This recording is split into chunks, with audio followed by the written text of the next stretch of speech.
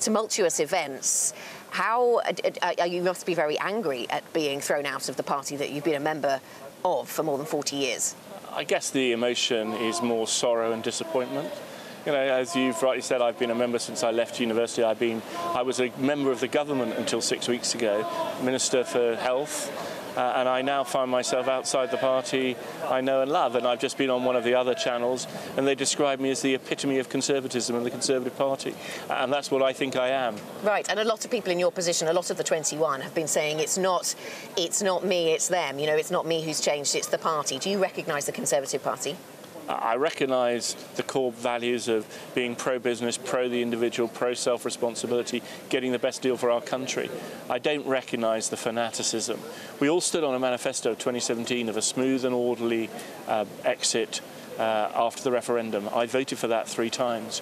If some of my colleagues who now want a no deal had done the same thing, none of this would have happened. Will you be will you stand as an independent in the forthcoming general election whenever it comes, or will you try and fight to remain as a Conservative Party candidate? Well, I've been lucky to be the Member of Parliament for Wimbledon for the last 14 and a half years. I've had huge support from my Conservative Association over those years.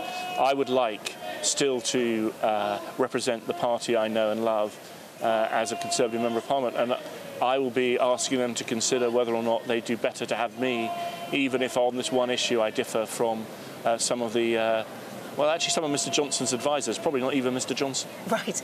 So you see the fingerprints of Dominic Cummings, his advisor, all over this? Yeah. I'm not as clever as many, but I mean, thankfully, you'd be pretty foolish not to see this as as his thumbprint, his fingerprint, his fist, his boot. Right, his boot all over this. I mean, where does this leave the Conservative Party? Philip Hammond and others have talked about a fight for the Conservative Party, as I suggest. Who takes that torch forward? Clearly, it couldn't perhaps remain as broad a church as it was. Well, it could do. You will remember, you know, the Corn Laws, 1922, even 1997. The Conservative Party's had historic defeats and some historic arguments inside itself. But those basic core beliefs are the basic core beliefs of so many people in this country.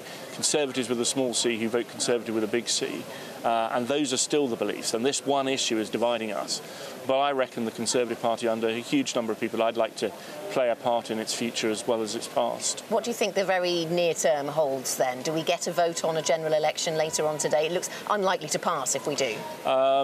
Seems like the government wants to pursue that today. They may well decide not to on the basis that it's not going to pass. But it looks likely that something like that will happen in the near future.